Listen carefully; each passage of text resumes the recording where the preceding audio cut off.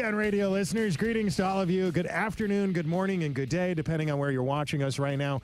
We're live on KPRC 950. We're also live streaming on Bookface and X and the Tuba Views, and there's a reason we're live. I always try to turn the cameras on when somebody interesting walks in. And honestly, probably my favorite person in Congress, and I'm biased here because he's a friend. Probably your favorite. He's a local guy. I know you are. I just don't want to Come on, let's just shoot straight here. My man Wesley Hunt, the congressman for the energy industry, the congressman for oil and gas workers, not just in Houston, but I would argue all over the country. And what is the state of that right now? Are we, do you feel optimistic about people getting their jobs back if you work on an oil rig? Or I don't feel optimistic if Kamala Harris is going to be our next president, to put it bluntly. It's going to be 4 more years of a disaster for what is the most important industry in our city. In Texas, in Houston, Texas is the 4th largest, soon to be 3rd largest city in the entire country. And we run off of energy and oil and gas. And you brought up me being the energy congressman of the world, which I am very, very proud of, but it's up to me to also protect those jobs. But it starts on the top of the ticket. And if you want more Green New Deal, if you want more LNG to shut down, if you want more pipelines to shut down, if you want America's second policies from an energy policy standpoint, then Kamala Harris is going to deliver just on that. So this election for us is very important for the thriving economy that is Houston, Texas. And I really hope that people understand just how important that is. Okay, so I'm sure the answer to this is obvious, but it still needs to be asked, especially from you. This is a woman that said she wanted to ban fracking 4 years 100%. ago. Now she said she doesn't. Her running mate, basically the same thing. Mm-hmm. What exactly is their position on fracking? You know, in Minnesota, there's the largest cobalt find in the world currently, but it's on federal land, so we can't even touch it. Isn't that interesting? And this guy is going to be the vice president. So that kind of gives you an idea on how that state operates. Now, if that were here in Texas, I mean, there'd be cobalt everywhere. There'd be cobalt all over the world because Texas is Houston, Texas, and Texas in general is free. This is a free state, and, and you don't want Minnesota running our country. You want Texas-minded people running our country. You want free states. You want Floridians running our country, right? Not guys like this. There is this argument to be made about all this land out west that the federal government owns. Yeah. Utah and Nevada, and you just pointed it out. Minnesota. I didn't even know about Minnesota. Yeah. That's a crime that nobody feels like. I don't hear anybody in either party trying to solve that right now, but you just pointed out that is a real issue. The federal government's sitting on land while we're having a housing cost crisis in this country. I mean, those two things aren't directly connected, but they kind of are. I mean, but not just sitting on land. We're sitting on mineral-rich land, and I'm on the Natural Resources Committee, which oversees the federal lands and drilling on federal lands and natural resources. And so I'm looking at us empowering Iran and empowering rogue nations like Venezuela. We saw what just happened there because they don't have the kind of restrictions that we have. So why in God's name would we take this, make it an issue of foreign policy and national security when we could literally drill and mine safer and better than anywhere in the entire world, but yet we have an administration that has restricted that for the last 4 years, and they're going to restrict it again should they get back in office even further. All right, I got to ask you about this. You and I were going over topics we wanted to discuss right before we went on the air, and you just reminded me of a big one that we didn't mention here. You know a little something about Iraq, and now Iraq. Been there. You flew a helicopter around for a while, almost died in Iraq. We watched some of your buddies go through hell there, and now. I mean, didn't we basically fund their military, and now they want to go to war with Israel? So once again, we have to fund both sides of a war? And so this is what President Trump always talks about. He talks about peace through strength. And when you have a strong America, then you don't have to really worry about wars because people actually respect what we say and actually respect what we do, like we had for 4 years under President Trump. And we have no idea who's running our country right now. Joe Biden got sanctimoniously removed in 48 hours from being the president, and the most undemocratic thing I've ever seen by putting Kamala Harris in that role because he had COVID. And then he woke up from COVID, and then he was no longer the nominee.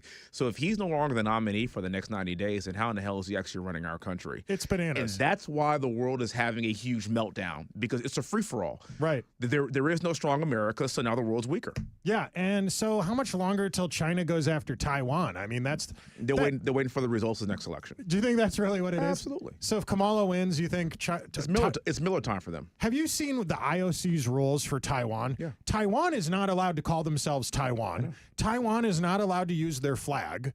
Like, why do we let China bully every major institution in the world? Because they don't respect us. And again, China operates in dynasties. And so they're waiting for the United States to just self-implode so then they could be the monopole for the world, because we are their top competitor. And they know that. And while there are some serious fundamental issues in China and how they can't feed their population, and they're a massive country, they still are looking ways to usurp our power. And if they can destroy us from within, then they don't have to fight a real war. They can go take Taiwan whenever they want to. So if we elect a weak leader, then you're going to see strong men like Xi Jinping and strong men like Vladimir Putin. I won't call them strong men, bullies like these guys that are going to go that are going to run amok. And that's why you have to have a strong leader atop the United States of America. Boy, I think so. You get a lot. You having served in the military for so many years, understand a lot more about this than most people do. Yeah. What's happening right now with Iraq and Syria and Yemen and Israel is so much more complicated than most people think. I think you and I discussed this last time we were here, but they didn't call it World War II until it was almost over. Yeah. Are we in World War III? I mean, there's a continent. Almost every continent has a war happening right now. Well, we're on the verge of that. But keep in mind, 4 years ago, we had the Abraham Accords. Yeah, that was nice that we had that. Yeah, we had President Trump moved the embassy to Jerusalem, which was a sign that, look, we're going to support Israel, so don't mess with them. Yeah, like that's the kind of peace through strength that I'm talking about. President Trump walked across the DMZ. I mean, that's some real strong energy that the world watches, and they say, well, we're going to wait till this guy is gone. And then what happens? He goes away 4 years. It's a free-for-all, and then he's going to come back. And you watch how fast the world snaps back into shape. I have a bold prediction. When President Trump wins in November, watch how fast all of this foolishness stops. And I'm talking about our border. I'm talking about being on the verge of World War III. I'm talking about the fighting just stopping. And they'll wait another 4 years when he's gone because nobody wants that smoke. And this is where, especially the Middle East, is always a powder keg. They're always a few years away from having an all-out war, and it's been that way for generations. So when you don't have a strong leader, this is just what happens. Yeah. I mean, it's absolutely true. All right, so right now everybody's discussing the prisoner trade that we just had between Russia and Germany and how Trump would have handled it differently. We have such a short memory when it comes to the news. Trump got those basketball players out of China without having to give over a pack of Newports and some Bubblicious. That was it. Exactly. UCLA basketball players, everybody forgot that. How about A$AP Rocky, the rapper in Sweden, thanked Trump at the time. Then in the aftermath, him and his Hollywood buddies are like, no, Trump actually made it worse. I fully believe that Trump could have gotten those people out of the Russian prison without having to hand over more terrorists. Have you seen President Trump shake Vladimir Putin's hands? No, maybe. He takes them out of his shoes, basically, and is just like, you're not going to mess with us. Like, as simple as a strong handshake from a strong leader ends a lot of this crap. And do you see Joe Biden being able to negotiate that way? Right. Do you see Kamala Harris being able to negotiate that way? No. Absolutely not. No. Absolutely not. I don't get the impression that Kamala Harris is going to be able to negotiate tough deals. I don't get the impression that Kamala Harris is going to be able to manage the economy, given that she's never worked in the private sector. What exactly is her strength? She has none. She has none. And if you've noticed, for the past 2 weeks since she was ordained to be the Democrat nominee, she hasn't done a single interview in 2 weeks. So they're playing the exact same playbook that they had in 2020 with Joe Biden. They put him in the basement, and then they allow the appendages of the media to carry out their message, and then pray that the American public aren't smart enough to realize what's happening. All right. I'm glad you brought that up. We get why they didn't want Joe in front of the cameras doing interviews. I think we get why. We get it. He had dementia. It's very sad what's going on. I mean, you probably have had family members deal with it. I know I certainly have. That's really sad, right? Why can't Kamala do an interview? She's 20 years younger and healthier. She's 60 years old. Why can't she? I mean, she's not the sharpest tool in the shed. Is that it? That's just really it. I mean, you've watched the interviews. You've watched her talk. You've watched her speeches.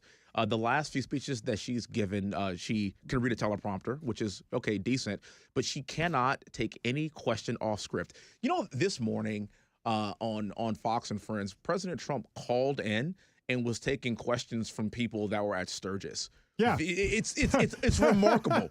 It's remarkable. And then, so everyone then complains about, well, you know, President Trump shouldn't say this, and he needs to stick to policy and stick to this or stick to that. But the thing about President Trump that you know is that he's in charge. He is the guy. When he was president, the buck stopped with him. And whether you like it or not, you knew who was in charge. Yeah. Right now, we have no idea who's in charge of this country. We have no idea who's running it. Kamala Harris isn't running it. Joe Biden's eating ice cream. And so what's going on is an issue of national security in our country, because the buck stops with, we don't know. And that's terrifying. I assume it's Obama. He picked the VP. He's the one that apparently pressured Joe to step down. He's the one that humiliated Joe on stage at that Hollywood fundraiser with George Clooney and Jimmy Kimmel. When he walked him off. Yeah. Dude, you could say a lot about Obama. He doesn't understand economics. That guy knows stagecraft. He knows about optics. Yeah. I think he did that to get rid of Joe. Well, I think, quite frankly, at this point, watching how this plan went down, I mean, the Democrats moved their convention back a month, watched what we were going to do, and then now they're reacting to what we're doing. You don't just come up with a plan like that in a few weeks. I think this has been the plan for a very long time. This is purely speculation on my part. But the coup that they pulled off takes planning and it takes time. Yeah. And I personally believe in the manner in which they did this, in the manner in which they were able to coalesce all of the delegates around Kamala Harris within 48 hours, even though not a single one of them voted for her in the primary season. They voted for Joe Biden. Right. The way they did this is not something that you just hash in 48 hours. This is a plan. We got to talk about Tim Walz. We got to talk about what's going on at the border. We have listeners leaving questions in the comment section of this live video as we stream on social media and on KPRC 950. We'll read some of your questions coming up. If you're watching us streaming online, don't go anywhere. We'll be right back. If you're listening on the radio, here's a quick word from some sponsors.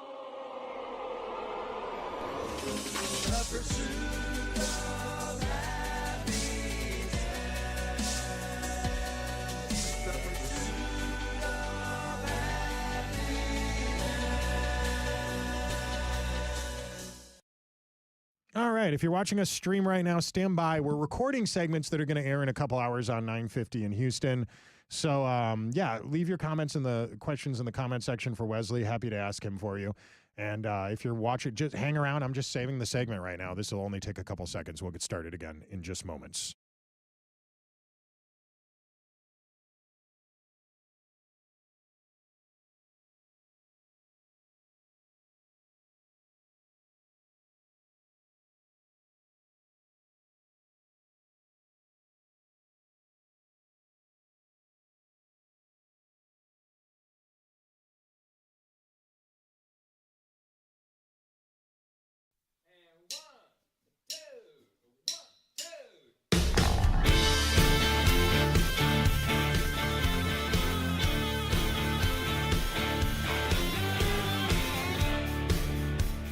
Let's see here.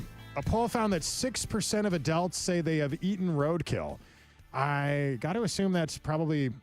Is that the new breakfast buffet at Denny's? Is that what they're talking about? Somebody went into Denny's recently. Did you see this video online? And they were aghast to learn it had become so expensive. They were shocked.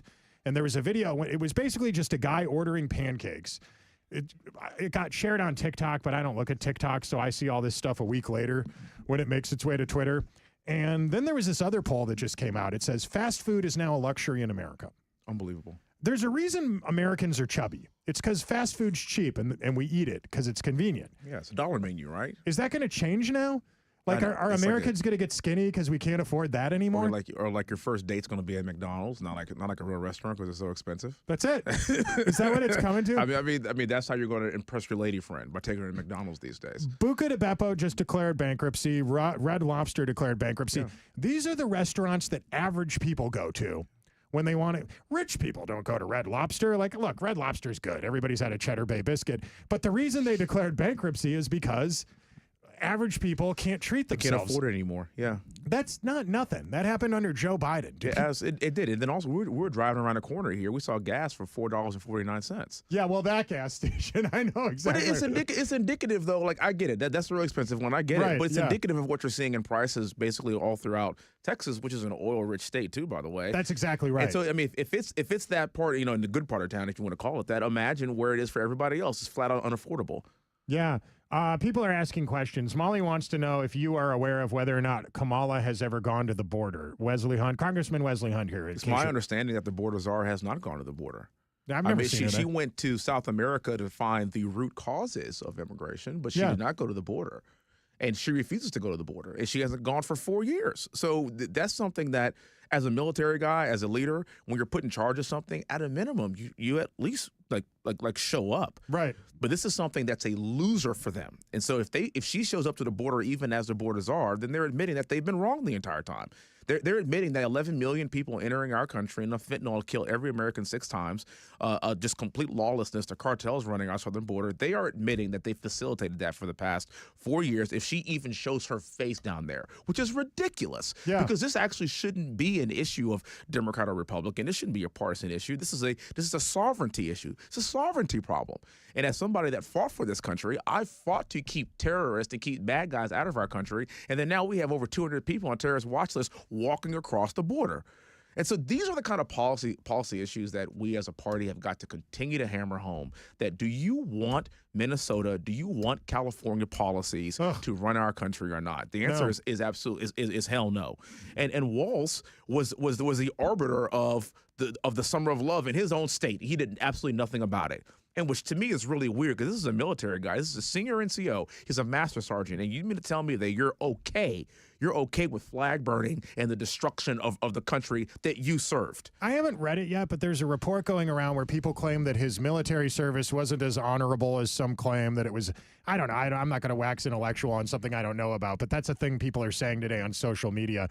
But to go back to something else you were just talking about there, it is incredible to see the Soviet-esque, there's no other way to describe it, erasing from news articles, blog posts, tweets that everybody saw about how Kamala was the borders czar. She famously gave this speech where she told people in Central America, do not come. Do not come. Do not come. Do not come. And I know people on social media have edited that together in inappropriate ways and stuff. But totally appropriate. Right. But all jokes aside, everybody's seen that video. Why else was she giving that speech? Well, because, again, this goes to a person that is clearly in favor of lawlessness in this country. We saw her when she was a prosecutor in California. We've seen her failures as the borders are. We now see the appendages of the media having the memory holding everything that she has said and done. They have turned this woman into a mashup between Joan of Arc and Harriet Tubman, as if we didn't watch this disaster that she was for the past 4 years. Right. And even Democrats were bagging on her for the past 4 years. But when they realized that they cannot win with Joe Biden, they had to replace his face with somebody. She's all they had. Yeah. And so now you have somebody that could potentially be the president of the United States of America, and this person won't do an interview. She won't do anything off teleprompter. This is horrible for the United States. Right. Who's in charge? And do you want to give her the keys to the nuclear codes? No. Do you want her negotiating with Xi Jinping? No. Do you want her negotiating with Vladimir Putin? A person that can't even go to the border to visit, and knowing doggone well that it is a Cleveland stinker for the Democrat Party. That's a perfect way to explain it. All right, I want to talk about you before we run out of time here. If you're just turning on your radio, that's a very familiar voice to Texas Republicans. Congressman Wesley Hunt is in studio right now. Wesley, most people watch you on TV and they see you with the Trump campaign, but you haven't missed a vote. You've been very active with what's going on in Congress. You've been in Capitol Hill this whole time. You're constantly on an airplane with your team going to do campaign rallies and then right back to Washington, D.C. They send you down to the Virgin Islands. They send you to Iowa. But things have happened inside the Beltway that your team has been working on, and I don't think everybody hears about that as much as they hear about this election. Yeah. That involves the president dropping out and the other guy getting shot. And I mean, you get why that dominates the headlines, but what the heck's going on with you? So, that's actually a really funny thing about Congress, and that's like 10% of what we do. Most of what we do actually is working for the tax-paying members of my district and doing right by them. And that ranges from, closing over 2,300 cases. That goes to returning over $11 million from the IRS back to the people in my district. We are very, very proud of that. And my team here in this district works tirelessly to get stuff done for the people here. And so that's what I hope, the listener right now understands, that it's way more than just national politics. It's way more than a vitriol that you see on TV. We actually do a pretty good job working for what I think is the best district in the entire country and getting stuff done for the people in this district. That's actually the bulk of my job. You don't see that. You won't hear about it, but that's literally what we do. And I'm very, very proud of that effort. Yeah, it's not a sexy headline. It's not a salacious or egregious or whatever. Congressman Wesley Hunt votes on policy that his local constituents agree with isn't usually a headline you see. But you have been going back and forth a lot lately, and I'm grateful for that. You've been working with Mike Johnson, and hopefully if we could take the Senate back in November, we can get some of these conservative bills you guys have passed in the House pushed like through. HR 2, HR 1, HR 2, that can't even get out of Senate right now because we don't have a majority, and they're really good bills that we voted on for over a year ago. And it talks about unleashing American energy. It talks about having a secure border. They're really good stuff. But again, when you have a Democrat-run Senate and Joe Biden and Kamala Harris on top of the ticket, there's nothing that you could actually get done. And so that's why this election is a bellwether election for this country. Yeah, man, it's a great point, and I love to hear it. You are obviously a longtime, lifelong resident of Texas. Yeah. A lot of Texas athletes and Houston athletes getting medals in the Olympics right now. Everybody's excited about Sha'Carri. Everybody's excited about Simone. But, of course, some of the other things dominating the headlines at the Olympics are the very bizarre opening ceremony, the transgender boxers. You're an athlete. You work out all the time. You have a history of being involved in sports. Yeah. What do you think when you see that? What a shame. Yeah, I remember growing up, and when the Olympics, would come on, it was a thing of pride. I remember being at Fort Hood, Texas, when Michael Phelps in that 4x100 meter relay, when they were able to win it on the last leg against France. And I remember being filled with so much pride. I was at a bar near Fort Hood, Texas, and everybody in the bar was chanting USA, USA. And then now they're subjecting us to all of this woke stuff in France that, quite frankly, is flat out weird. And nobody watches the Olympics for political banter. We watch the Olympics to see our country do well. We watch the Olympics to see these gold medal winners and to hear our national anthem being played. It's supposed to be a getaway, right? And they've completely ruined it for people like me. Yeah, I know. They've made it weird. It's weird. Yeah, they made it weird. Some people have pointed out, they said they'd never disrespect Muslims the way they disrespected Christians in the opening ceremony. Yeah. But there was a part, if you watch it, where they show the Saudi Arabian athletes, and then they show the weird cross-dressers, and then they show the athletes from United Arab Emirates, and then they show the weird cross-dressers. I would think as a Muslim, I'd be kind of upset about that. But anyway, I guess it's besides the point. Wesley, you're in town right now. You just mentioned Fort Hood and wokeism. Technically, I think it's called Fort Cavazos now. What do you think about that? It's Fort Hood. It's always going to be Fort Hood. It's Fort Hood. I don't play those games. I think that the history of this country and the fact that, we've come a very long way. You've heard me talk about my family history. I'm the direct descendant of a slave. And here I am, the congressman for a white majority district and a stronghold for President Trump here in the suburb of Houston, Texas. And I'm very, very proud as a black man to be able to represent not just black people, but all Americans in my district. And we've come a very long way. Changing the names on buildings and changing the names on forts and bases is ridiculous.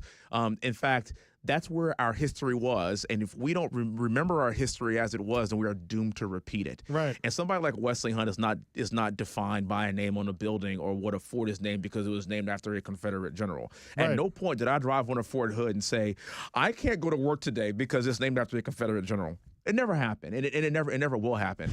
So let's talk about why it was named that. Let's talk about where we were as a country, 30, 40, 50, 100 years ago, and let's applaud our progress and continue to move forward. A couple questions before we run out of time here about local politics.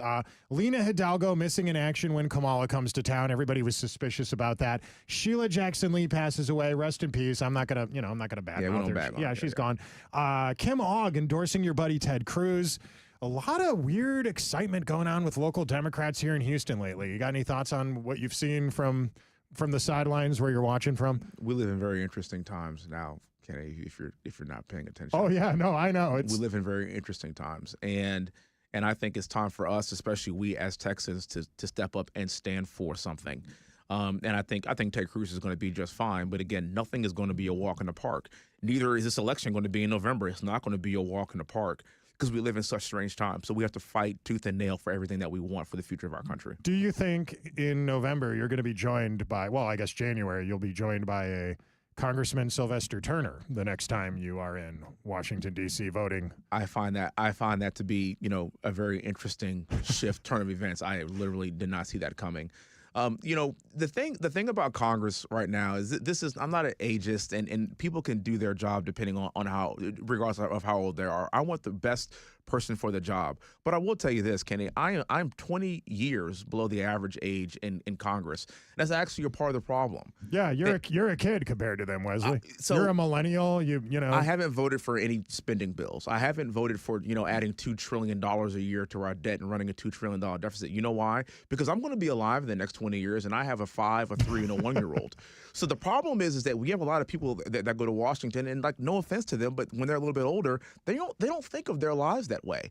Their children are grown. Their children are already off doing things in the world, and they're at retirement age. So when they cast these votes for stuff, they're voting for things that they probably won't be around for the next 20 years, and that's a part of the problem.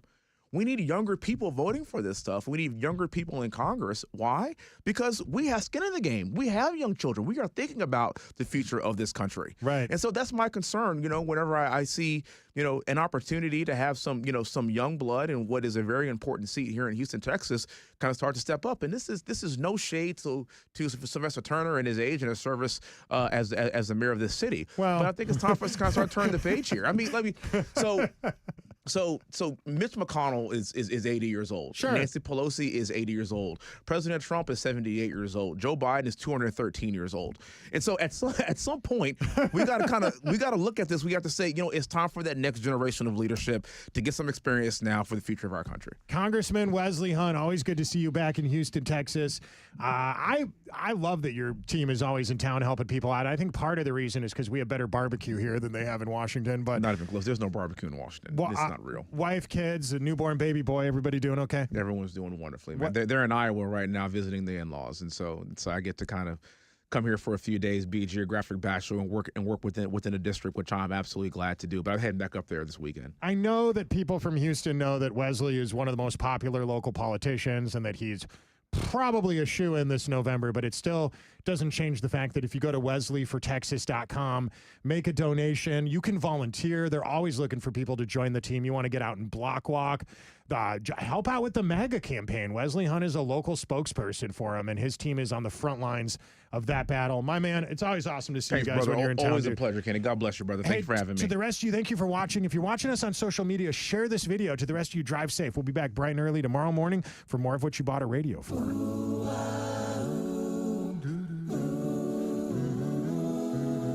You are listening to the Pursuit of Happiness Radio. Tell the government to kiss your ass.